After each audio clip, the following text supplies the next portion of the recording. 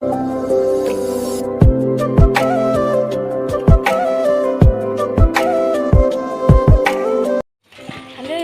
Good morning. মই অনামিকাই মোৰ অন্য এটা ভিডিঅ'ত আপোনালোকক সকলোকে স্বাগতম জনাইছোঁ।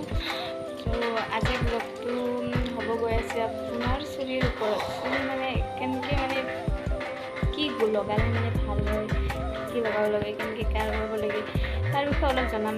মই বিশেষকৈ মোৰ চুলিত কেনেকৈ কি কৰোঁ সেইখিনি আপোনালোকৰ লগত আজি শ্বেয়াৰ কৰিম। ত' ভিডিঅ'টো একদম শেষলৈকে চাব। এই দুটা আমাৰ নিউ ফেমিলি মেম্বাৰ গাইজ, চাওক কি মৰম লাগাকে শুই আছে। টিকলা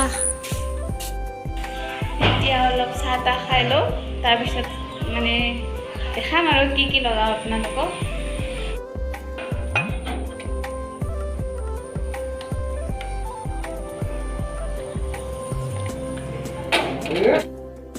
এইটো আমাৰ দাদা বহি আছে।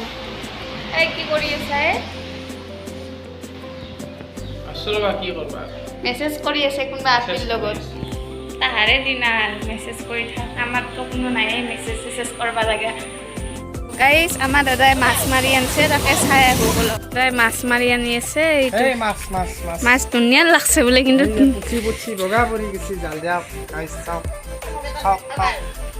খাব ই আৰু ৰিলছ বনাৰ মাথাত আছে।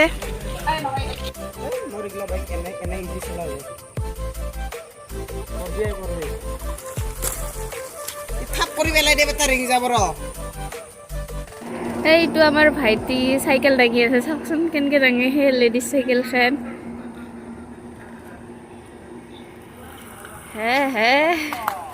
গেলি আমি এতিয়া জবা ফুলৰ পাত ছিঙিব যাওঁ। তো আপোনালোকে ভিডিঅ'টো একদম লাষ্টলৈকে চাব। ভালকৈ ছিং, বেছি ঠাৰা নিছিংবি। মোৰ চুলিখিনিত গোটেইখিনিত লাগব ন। পাৰা যদি ৰঙা ফুলটোও দিবি। এইটো ছিঙিখনে আনবি।